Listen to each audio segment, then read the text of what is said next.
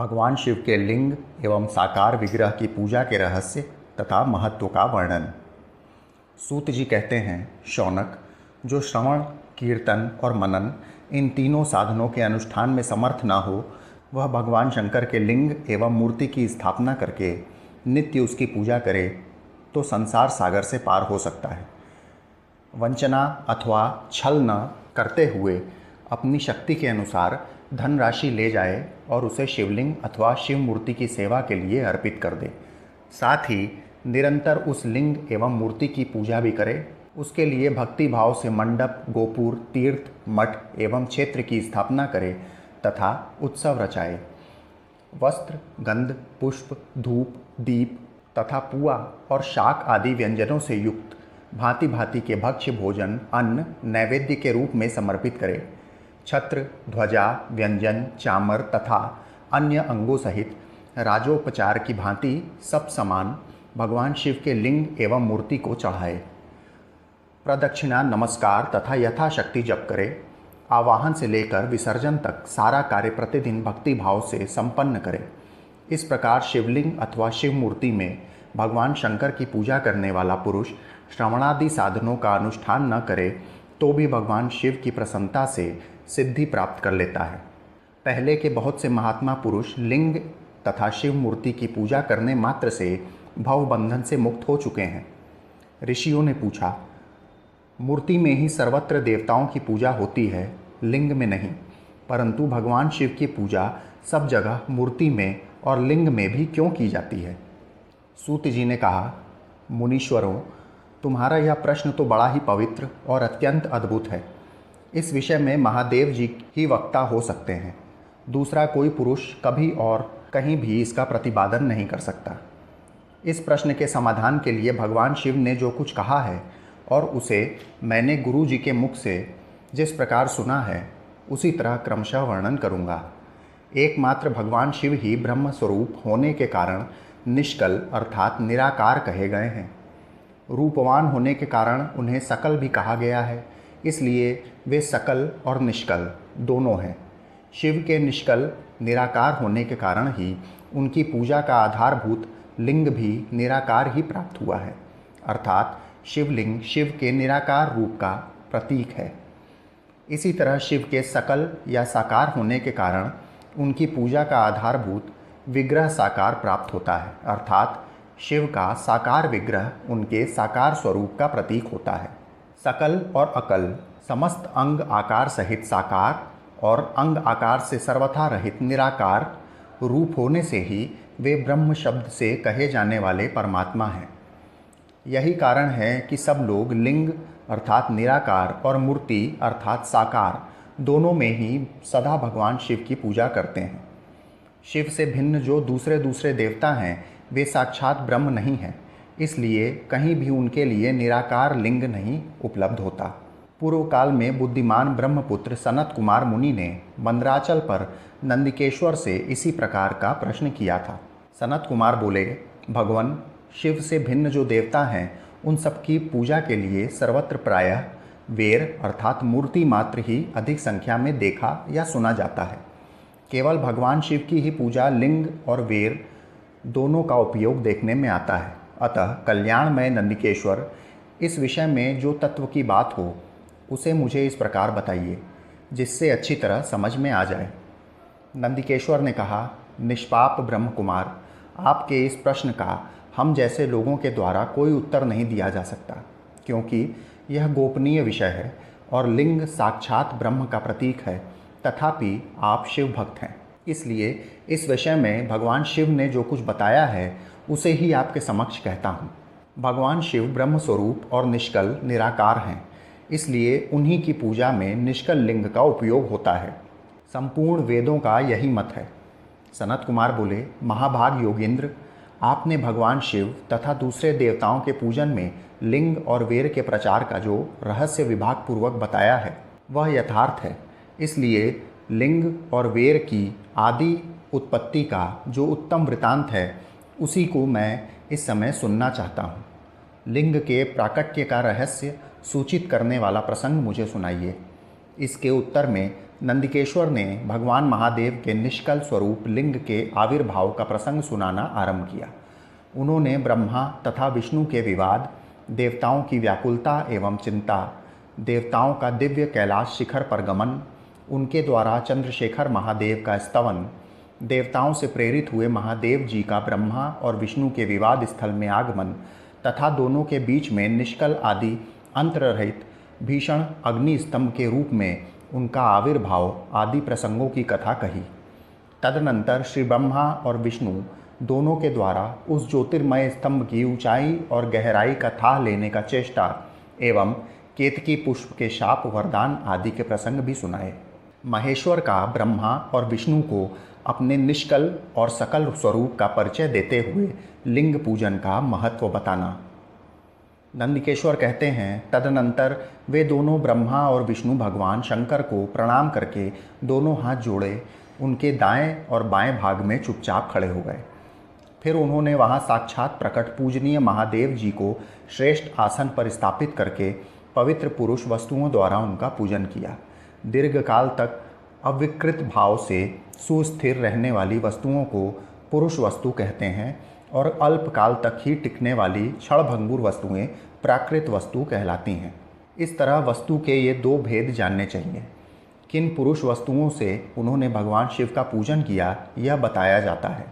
हार, नुपुर, केयूर, किरीट, मणिमय कुमंडल, यज्ञोपवीत, उत्तरीय वस्त्र, पुष्पमाला, रेशमी वस्त्र, हार, मुद्रिका, पुष्प, तांबुल, कपूर, चंदन एवं अगूर का अनुलेप, धूप, दीप, श्वेत छत्र, व्यंजन, ध्वजा, चंवर तथा अन्य दिव्य उपहारों द्वारा जिनका वैभव वाणी और मन के पहुँच से परे है, जो केवल पशुपति परमात्मा के ही योग्य थे और जिन्हें पशु अर्थात बद्ध जीव कदापि नहीं पा सकते, उन दोनों ने अपने स्वामी महेश्वर का पूजन किया। सबसे पहले वहाँ ब्रह्मा और विष्णु ने भगवान शंकर की पूजा की। इससे प्रसन्न हो भक्तिपूर्वक भगवान शिव ने वहाँ नम्र भाव से खड़े हुए उन दोनों देवताओं से मुस्कुराकर कहा। महेश्वर बोले, पुत्रों, आज का दिन एक महान दिन है। इसमें तुम्हारे द्वारा जो आज मेरी पूजा हुई है, इससे मैं तुम लोगों पर बहुत प्रसन्न हूँ। इसी कारण यह दिन परम पवित्र और महान से महान होगा। आज की यह तिथि शिवरात्रि के नाम से विख्यात होकर मेरे लिए परम प्रिय होगी। इसके समय में जो मेरे लिंग अर्थात निष्कल अंग आकृति से रहित निराकार स्वरूप के प्रतीक वेर अर्थात सकल साकार रूप के प्रतीक विग्रह की पूजा करेगा, वह पुरुष जगत की सृष्टि और पालन आदि कार्य भी कर सकता है। जो शिवरात्रि को दिन रात निराहार एवं जितेंद्रिय रहकर अपनी शक्ति के अनुसार निश्चल भाव से मेरी यथोचित पूजा करेगा, उसको मिलने वाले फल का वर्णन सुनो। 1 वर्ष तक निरंतर मेरी पूजा करने पर जो फल मिलता है, वह सारा फल केवल शिवरात्रि को मेरा पूजन करने से मनुष्य तत्काल प्राप्त कर लेता है। जैसे पूर्ण चंद्रमा का उदय समुद्र की वृद्धि का अवसर है, उसी प्रकार यह शिवरात्रि तिथि मेरे धर्म की वृद्धि का समय है। इस तिथि में मेरी स्थापना आदि का मंगलमय उत्सव होना चाहिए। पहले मैं जब ज्योतिर्मय स्तंभ रूप से प्रकट हुआ था, वह समय मार्गशीर्ष मास में आद्रा नक्षत्र से युक्त पूर्णमासी या प्रतिपदा है। जो पुरुष मार्गशीर्ष मास में आद्रा नक्षत्र होने पर पार्वती सहित मेरा दर्शन करता है अथवा मेरी मूर्ति या लिंग की ही झांकी करता है, वह मेरे लिए कार्तिकेय से भी अधिक प्रिय है। उस शुभ दिन को मेरे दर्शन मात्र से पूरा फल प्राप्त होता है। यदि दर्शन के साथ साथ मेरा पूजन भी किया जाए तो इतना अधिक फल प्राप्त होता है कि उसका वाणी द्वारा वर्णन नहीं हो सकता। वहाँ पर मैं लिंग रूप से प्रकट होकर बहुत बड़ा हो गया था, अतः उस लिंग के कारण यह भूतल लिंग स्थान के नाम से प्रसिद्ध हुआ। जगत के लोग इसका दर्शन और पूजन कर सकें, इसके लिए यह अनादि और अनंत ज्योति स्तंभ अथवा ज्योतिर्मय लिंग अत्यंत छोटा हो जाएगा। यह लिंग सब प्रकार के भोग सुलभ कराने वाला तथा भोग और मोक्ष का एकमात्र साधन है। इसका दर्शन, स्पर्श और ध्यान किया जाए तो यह प्राणियों को जन्म और मृत्यु के कष्ट से छुड़ाने वाला है।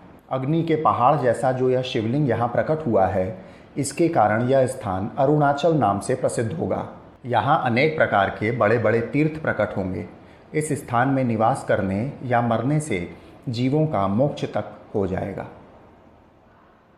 मेरे दो रूप हैं, सकल और निष्कल। दूसरे किसी के ऐसे रूप नहीं हैं। पहले मैं स्तंभ रूप से प्रकट हुआ, फिर अपने साक्षात रूप से। ब्रह्म भाव मेरा निष्कल रूप है और महेश्वर भाव मेरा सकल रूप। ये दोनों ही मेरे सिद्ध रूप हैं। मैं ही परम ब्रह्म परमात्मा हूँ। कला युक्त और अकल मेरे ही स्वरूप हैं। ब्रह्म रूप होने के कारण मैं ईश्वर भी हूँ। जीवों पर अनुग्रह आदि करना मेरा कार्य है। ब्रह्मा और केशव मैं सबके बृहत और जगत की वृद्धि करने वाला होने के कारण ब्रह्म कहलाता हूँ। सर्वत्र समरूप में स्थित और व्यापक होने से मैं ही सबकी आत्मा हूँ। सर्ग से लेकर अनुग्रह तक आत्मा या ईश्वर से भिन्न जो जगत संबंधी 5 कृत्य हैं वो सदा मेरे ही हैं। मेरे अतिरिक्त दूसरे किसी के नहीं हैं, क्योंकि मैं ही सबका ईश्वर हूँ। पहले मेरी ब्रह्म रूपता का बोध कराने के लिए निष्कल लिंग प्रकट हुआ था। फिर अज्ञात ईश्वर तत्व का साक्षात्कार कराने के निमित्त मैं साक्षात जगदीश्वर ही सकल रूप में तत्काल प्रकट हो गया। अतः मुझसे जो ईशत्व है उसे ही मेरा सकल रूप जानना चाहिए, तथा जो यह मेरा निष्कल स्तंभ है वह मेरे ब्रह्म स्वरूप का बोध कराने वाला है। यह मेरा ही लिंग अर्थात चिन्ह है। तुम दोनों प्रतिदिन यहाँ रहकर इसका पूजन करो। यह मेरा ही स्वरूप है और मेरे सामीप्य की प्राप्ति कराने वाला है। लिंग और लिंगी में नित्य अभेद होने के कारण मेरे इस लिंग का महान पुरुषों को भी पूजन करना चाहिए। मेरे एक लिंग की स्थापना करने का यह फल बताया गया है कि उपासक को मेरी समानता की प्राप्ति हो जाती है। यदि एक के बाद दूसरे शिवलिंग की भी स्थापना कर दी गई तब तो उपासक को फल रूप में मेरे साथ एकत्व अर्थात सायुज्य मोक्ष रूप फल प्राप्त होता है। प्रधानतया शिवलिंग की ही स्थापना करनी चाहिए। मूर्ति की स्थापना उसके अपेक्षा गौण कर्म है। शिवलिंग के अभाव में सब ओर से सवेर मूर्ति युक्त होने पर भी वह स्थान क्षेत्र नहीं कहलाता। 5 कृत्यों का प्रतिपादन, प्रणव एवं पंचाक्षर मंत्र की महत्ता, ब्रह्मा विष्णु द्वारा भगवान शिव की स्तुति तथा उनका अंतर्धान। ब्रह्मा और विष्णु ने पूछा, प्रभो, सृष्टि आदि 5 कृत्यों के लक्षण क्या हैं? यह हम दोनों को बताइए। भगवान शिव बोले, मेरे कर्तव्यों को समझना अत्यंत गहन है, तथापि मैं कृपापूर्वक तुम्हें उनके विषय में बता रहा हूँ। ब्रह्मा और अच्युत, सृष्टि, पालन, संहार, तिरोभाव और अनुग्रह, ये 5 ही मेरे जगत संबंधी कार्य हैं जो नित्य सिद्ध हैं। संसार की रचना का जो आरंभ है उसी को सर्ग या सृष्टि कहते हैं। मुझसे पालित होकर सृष्टि का सुस्थिर रूप से रहना ही उसकी स्थिति है। उसका विनाश ही संहार है। प्राणों के उत्क्रमण को तिरोभाव कहते हैं। इन सबसे छुटकारा मिल जाना ही मेरा अनुग्रह है। इस प्रकार मेरे 5 कृत्य हैं। सृष्टि आदि जो 4 कृत्य हैं वे संसार का विस्तार करने वाले हैं। 5वां कृत्य अनुग्रह मोक्ष का हेतु है। वह सदा मुझ में ही अचल भाव में स्थित रहता है।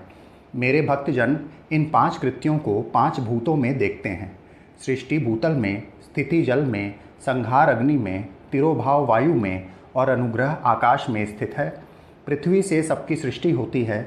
जल से सबकी वृद्धि एवं जीवन रक्षा होती है। आग सबको जला देती है। वायु सबको एक स्थान से दूसरे स्थान को ले जाती है और आकाश सबको अनुग्रहित करता है। विद्वान पुरुषों को यह विषय इसी रूप में जानना चाहिए। इन 5 कृत्यों का भार वहन करने के लिए ही मेरे 5 मुख हैं। 4 दिशाओं में 4 मुख और इनके बीच में 5वां मुख है। पुत्रों, तुम दोनों ने तपस्या करके प्रसन्न हुए मुझ परमेश्वर से सृष्टि और स्थिति नामक 2 कृत्य प्राप्त किए हैं। ये दोनों तुम्हें बहुत प्रिय हैं। इसी प्रकार मेरी विभूति स्वरूप रुद्र और महेश्वर में 2 अन्य उत्तम कृत्य संहार और तिरोभाव मुझसे प्राप्त किए हैं, परंतु अनुग्रह नामक कृत्य दूसरा कोई नहीं पा सकता।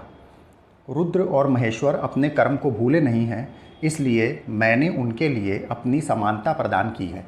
वे रूप, वेश, कृत्य, वाहन, आसन और आयुध आदि में मेरे समान ही हैं।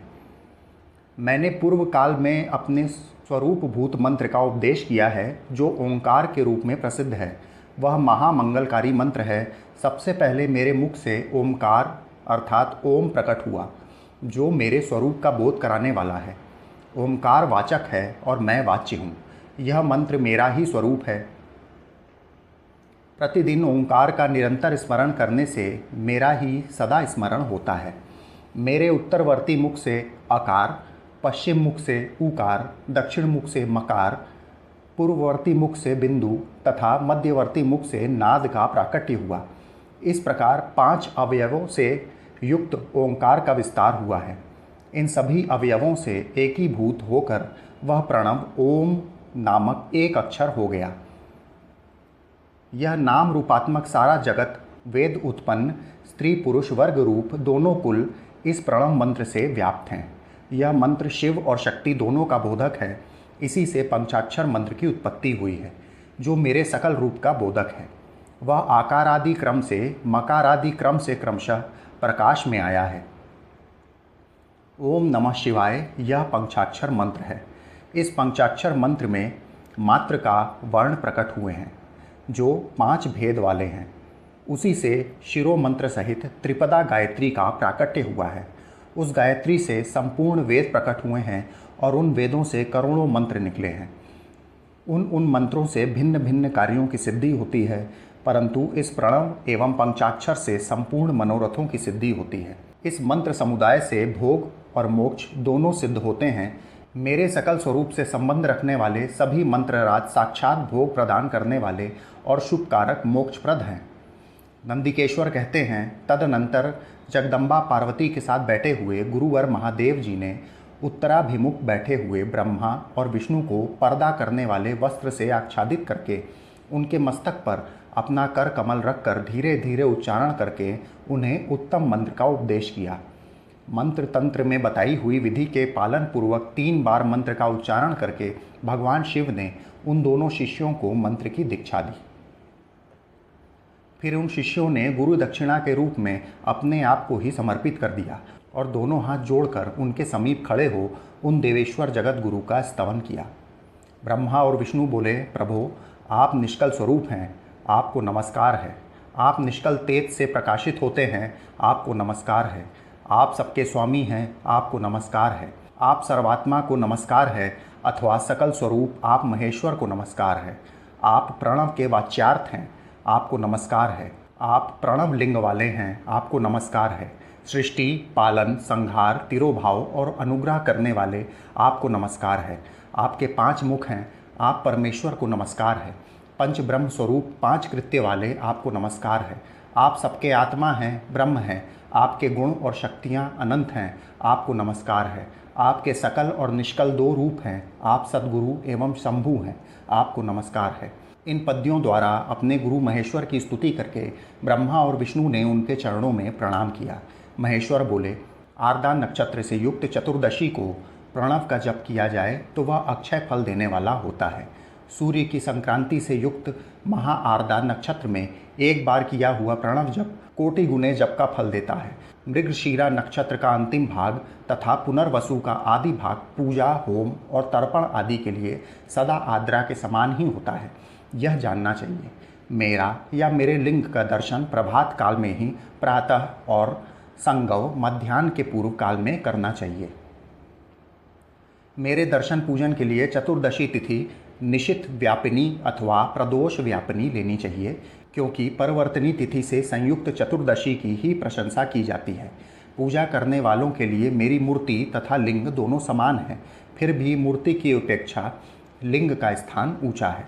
इसलिए मुमुक्षु पुरुषों को चाहिए कि वे वेर अर्थात मूर्ति से भी श्रेष्ठ समझकर लिंग का ही पूजन करें। लिंग का ओमकार मंत्र से और वेर का पंचाक्षर मंत्र से पूजा करना चाहिए।